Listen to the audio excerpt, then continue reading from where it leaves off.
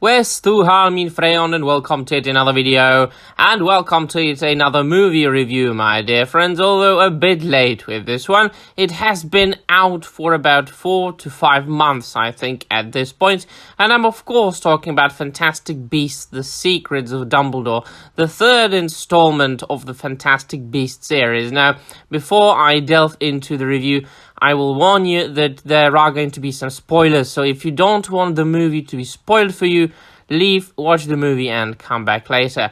Alright, so we are talking about Fantastic Beasts 3, and it is an awesome example of the fact that you can still make okay fantasy action films for, well, more or less younger audience if you didn't do certain things with it.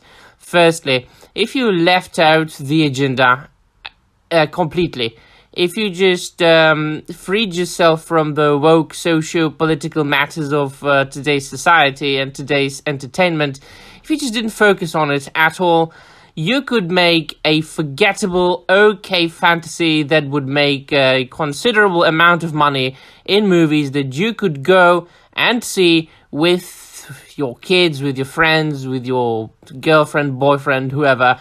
It is, of course, not Harry Potter. It will never reach the amount of popularity as Harry Potter did, and that's mainly because this is a corporate product. Unlike Harry Potter was at the beginning, which is, of course, an adaptation of the novels written by J.K. Rowling. Of course, we have to say that J.K. Rowling did write the script, and the series itself was based on, well, basically a handbook, a textbook that J.K. Rowling wrote years and years ago, which basically described the various different fantastic beasts, the mythological creatures and magic animals that are inhabiting the magical world of Harry Potter, written, of course, by the fictitious author Newt Scamander. Now, who is, of course, still the protagonist of this movie series, although he does not get as much attention as he did in the previous two films. Who gets more attention in this one is Grindelwald and Dumbledore. After all, the last one was called The Crimes of Grindelwald or whatever. I don't even remember it that much, the last one. And this one is The Secrets of Dumbledore. So, what I didn't like about it first, because all in all, I have to say that I didn't hate it. Now, I enjoyed it reasonably, but there were certain aspects of the film that were, well, really a pain in the butt, and that really took you out of the entire experience. And that is, of course, the fact that they had to make it very clear that Dumbledore and Grindelwald were in a romantic relationship in the past together. And this is not something that would be constructed by Hollywood. This was, of course, done by J.K. Rowling years after Harry Potter books were published. And she, of course, did it as a virtue signaling thing. She did it for the claps and the patting of the shoulder of the woke audience, because nobody really cares about the sexuality and the sexual preferences of fictitious characters and wizards from kid books. Nobody really cares about it. Nobody should care about it. Nobody should focus it. I'm a man who doesn't care what you like and what your orientation is. I really, really, really don't care. But I doubt there are kids in the world who care about these things. When I was a little kid and I was reading the Harry Potter books, and then when I was watching the films, I didn't even think about the sexual orientation of the characters at all. Do you know what I cared about? I cared about the story. I cared about the characters.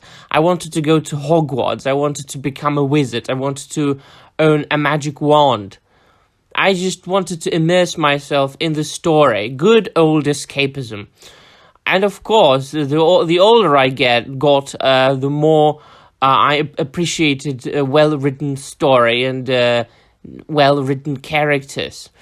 And Harry Potter really contains it. Now, you might say whatever you want about the Harry Potter books and the films, but they were a tremendous success at the time, and they brought an entire generation of kids to reading books again, which is something admirable, extremely admirable. And it passed away once again. It's you know, it disappeared again. Today nobody reads again. And I believe it could still be done when done properly. People can still be brought back to reading massively, in massive numbers. But alas, we are focusing on streaming services. But that's not the matter of this video, really. The matter of this video is that when the movie came out, I think they mentioned, or just before it came out, they mentioned that it's only going to be mentioned once, slightly, or even implied, in a scene that Dumbledore and Grindelwald were in a romantic relationship together. Well, no, it's not mentioned only once, and it is not implied. It is explicitly said at least three times throughout the entire movie.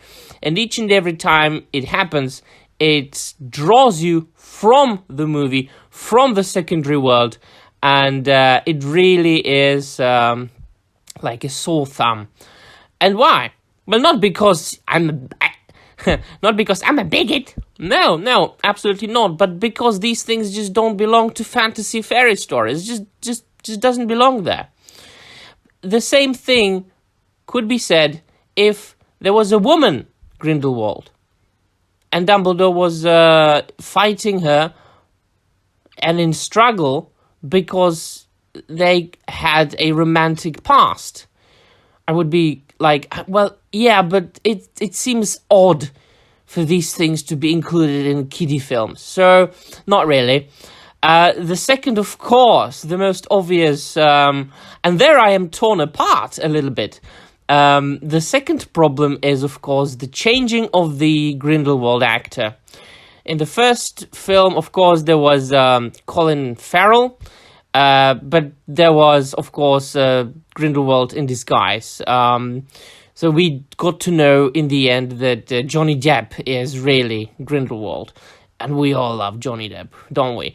He is an extremely eccentric actor. We all love him. And in the second film, he was fantastic.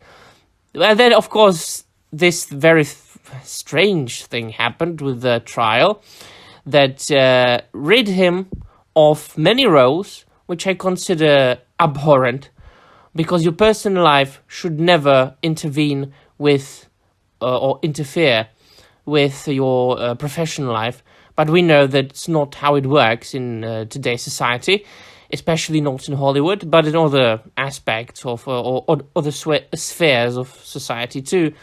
They fired him. They got rid of him because there was this trial. Well, then he won. So what? Are you going to apologize now, Warner Brothers? Are you going to apologize now, Disney? Well, but once again, this is not the matter of this video. The fact is that Mads Mikkelsen is portraying Grindelwald here. Why am I torn? Because I love Mads Mikkelsen. And I probably love Mads Mikkelsen more than I love Johnny Depp. I just love the actor. He's a very good actor. This being said, I have to say that he is slightly less versatile actor than Johnny Depp. Johnny Depp can do, I would say, a wider... that is, of course, my opinion. Yours might differ. Johnny Depp can play wider range of characters. You look at Mads Mikkelsen and you know what's he going to be like in this movie. But this being said, I would say that he fits the character of Grindelwald more, or it is at least how I imagine Grindelwald to be, than Johnny Depp. This very cold, very Germanic-looking, stern, strong wizard who is very close to some sort of dark lord rather than Johnny Depp. You look at Johnny Depp and I said that he's more versatile, but you see an eccentric man, a crazy man. A lot of people connect Johnny Depp with the role of Captain Jack Sparrow, of course, obviously. So that might be why I prefer Mads Mikkelsen in the role of Johnny Depp. Gellert Grindelwald instead of Johnny. Well, once again, this being said, my opinion is that if you start with one actor, you should finish the series with the same actor. So it really was not a good thing that he was swapped for Mads Mikkelsen, although I prefer Mads Mikkelsen. But this is what happens when you mix, when you let outside matters, when you let socio-political agendas, when you let the personal lives of the actors interfere with the films. Other than that, there were some strange things and nonsensical stuff that happened throughout the film that you thought, well, yeah, this could have been written better, or the characters would have acted quite differently from how they acted. So in the end, for example, I'm going to pick one example for all of them. In the end, there was this confrontation, this final confrontation in the Himalayas, in the temple, where the leader of the wizards was about to be chosen. And there was this little square or, huge pedestal or something to which a set of stairs was leading. And there the wizards were chosen. Well, and randomly characters were walking up the stairs, interfering with the entire process. First, Credence just walked up, and then Newt's commander just walked up, and then his assistant just walked up with the case, and nobody really was stopping them. One would say that such a huge and important magical event would have some security, some auras, magical security with wands protecting the wizard leaders that would stop some, protests or attempts of assassinations, especially after everybody in the wizarding world thought that the Kowalski character tried to assassinate Grindelwald in the restaurant a couple of in the middle of the film. No, nobody. Anybody was able to walk up the stairs and interfere with the entire process. That was, I think, done on purpose so that there could be the final battle, or more or less battle. It was very underwhelming. No. Also, if you saw the first and the second film, of course I do recommend you do, because this movie would make no sense to you if you didn't see the first and the second film. You would think that they would focus on the character of Credence much more, that he would be more important for the story, but he really, at this point, it's not finished yet. I suppose there's going to be another movie. He served just as a plot device for other characters to develop, so he's not very much that important. And also, what could be focused on more are the magical beasts themselves. Now, there were about 3 new magical beasts that we haven't seen before in the previous 2 films. And one would think, oh yeah, well, the film's called Fantastic Beasts. There could be more Fantastic Beasts in one film. Yeah, well, no. There was this important one, the Qilin, the little horse something, that was the purest creature in the magical world and was able to see, a man of pure heart. There was this scorpion monster in the prison dungeon. That was cool. That scene was actually funny. And there was the bird that was able to puff up when he rescued Scamander at the beginning. So these were the 3 new magical beasts that I remember from this film. They might have appeared in some of the previous films, but I just don't remember them. What I do appreciate about the film was that it was funny. There were kind of good jokes from time to time. For example, the dungeon scene, and then of course everybody's favorite Jacob Kowalski, the Muggle character, my own personal favorite character. Although I have to admit that he was a little bit drier at this point in the third film than he was in the first two films. And you can see that Dan Fogler, the actor who portrayed Jacob Kowalski, that he lost a lot of weight, and that they had to put some stuffing underneath his clothes. So that was a bit disappointing, but still he's a cool character. What I do appreciate after yes, and that might be a sign of weakness when one is watching a film that is a prequel or a sequel to something, and when one goes when he sees some member berries, and there were member berries. Of course, what did you expect? There was nostalgia biting. There were member berries in the film, referring to Harry Potter franchise, of course. We had to go to Hogwarts, and it is always nice to see the Hogwarts. They know what to do to please Harry Potter fans. Just show us the castle, the Hogwarts castle, and play the music in the background. Make a wide shot of the castle, like move the camera, go inside, show the Great Hall, the students eating, having breakfast, and the music. Na na na na na na na, and everybody goes, "Oh my God!" Yes. I have to admit that in my mind, I kinda went as well. Yeah, that was fine. Also, the references to the characters from Harry Potter franchise, like seeing young Minerva McGonagall was kinda cute. And this film was also focusing on Aberforth, Dumbledore's brother, a bit more, which was also quite cool. But I also have to admit that they did not rely on member berries and nostalgia biting as much as, for example, the new Disney Star Wars movies do. You watch a new Star Wars TV show and it's like in every episode there's something. Like 3 or 4 things referring to the original trilogy or to the prequel trilogy. So that every consumer goes, "Oh my God!" Yeah, it's not this case here. There was a bit here and there, but not too much.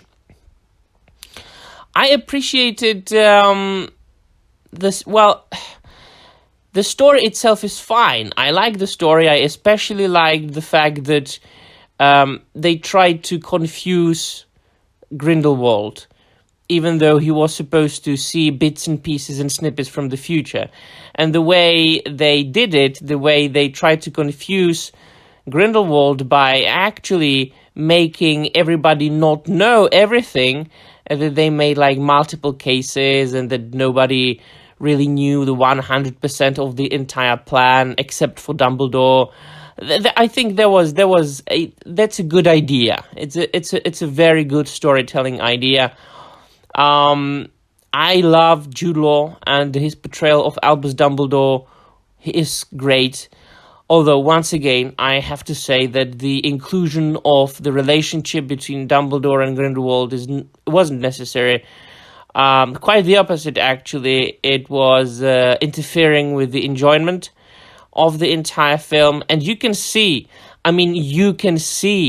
it on the faces and the behavior of the actors that they didn't feel good performing those roles in these scenes. Now, both those actors, both Jude Law and Mads Mikkelsen, are great actors. They are very good actors, and I love them both in all the roles that they have ever been. But you can see on those two great actors that they didn't really feel like it, that they didn't really enjoy performing these scenes. But what can you do? We live in 2022. These things unfortunately have to happen. Although, when you think about the fact that in certain countries in the East, those scenes were cut out of the movie because they wouldn't be shown in those countries with those scenes in it, it really does tell you something about the West today, does it? So that's really it. I also appreciated the ending quite a bit.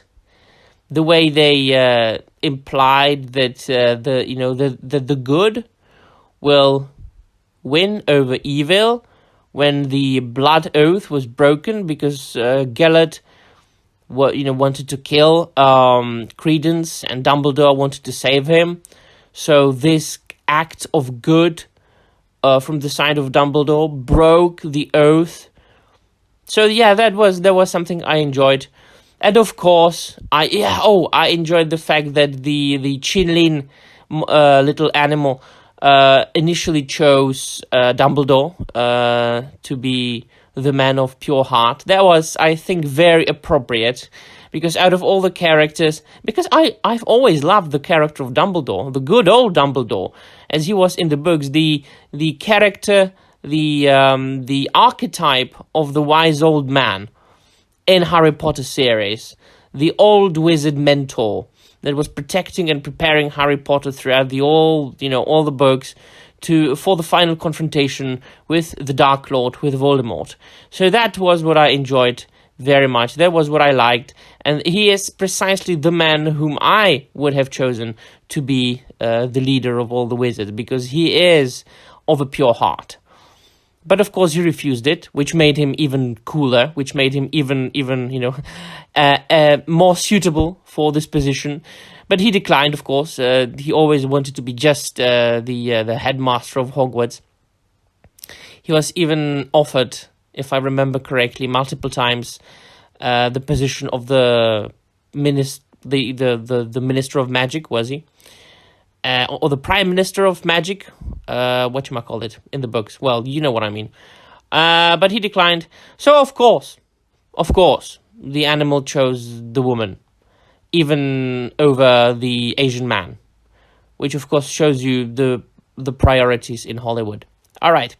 So, these are my thoughts about the Fantastic Beasts, the Secrets of Dumbledore.